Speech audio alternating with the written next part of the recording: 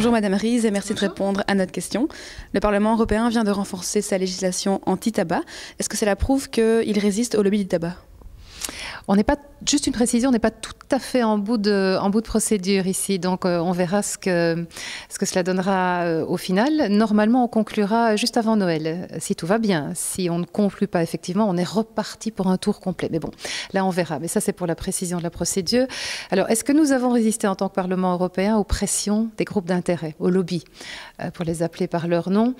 Je dirais qu'il y a toujours une façon personnelle de voir les choses, mais moi, j'ai pas envie d'accompagner une certaine presse et certains collègues qui, après le vote du Parlement européen en plénière il y a 2 mois, s'est empressé d'aller faire des grandes déclarations à l'emporte-presse. Le Parlement s'est couché, le Parlement a cédé, les lobbies ont gagné. Il y a une façon de voir. On n'a pas gagné surtout. Vous savez, la politique, c'est l'art du possible. Et a fortiori au niveau européen, tout est compromis. On n'a jamais 100% de ce que l'on voudrait dans un projet législatif, quel qu'il soit. Alors, les mesures proposées par la Commission ici, concernant cette directive sur les produits du tabac étaient multiples. Il s'agit, dans le fond, in fine, d'avoir moins de fumeurs en Europe. Et surtout, d'essayer d'empêcher que les jeunes un jour ne commencent. On est vraiment en priorité axé sur le fait que les jeunes ne commencent pas. Parce que le constat est terrible, le tabac tue un adepte sur 2, et que ça, c'est pas de la politique, ce sont des chiffres, et qu'on a les moyens de lutter contre ça, on veut se les donner.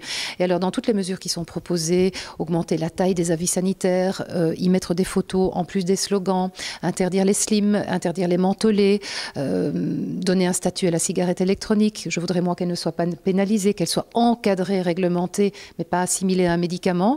Il y a du oui, il y a du non. Il y a des gens très ambitieux, comme moi, qui voulaient que la taille des avis augmente, qui voulaient effectivement que les photos soient autorisées, soient même imposées pour délivrer des messages chocs, parce que ça fonctionne, parce qu'il y a toute une série de pays qui ont fonctionné comme ça avant nous, et où l'exemple a montré que ça fonctionnait. Les gens ambitieux comme moi, effectivement, n'ont pas obtenu tout ce qu'ils voulaient. Alors, sans rentrer, effectivement, moi, je veux bien rentrer ici dans les détails, mais 65%, 75%, 50%, je pense, de la surface du paquet de cigarettes, je pense que si on aboutit à un résultat autour de 65, on aura gagné. On vient de 35 pour le moment. Donc, alors, certains disent, on n'a pas obtenu tout. On n'a pas obtenu 75. On n'a pas obtenu, par exemple, le paquet neutre que voulaient certains, pour lequel je n'étais pas d'accord. On n'a pas obtenu ça, effectivement, mais le risque, c'était de ne pas avancer du tout. Donc, il faut voir où on met le curseur. Il faut voir où on met la balance. Et moi, je crois que, grosso modo, il y a eu des problèmes. Il y a eu certaines dérives.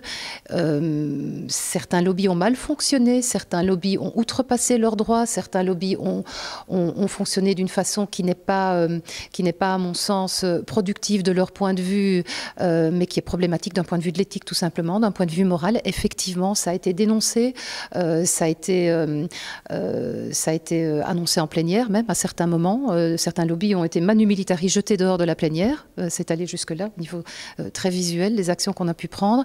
Mais je pense qu'in fine, et je sais que je prends un peu de temps pour le dire, mais c'est un problème qui est très complexe. Ça fait plus d'1 an et quelques milliers d'heures de travail sur cette directive.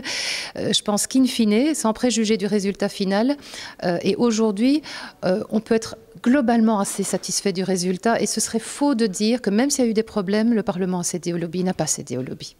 Merci.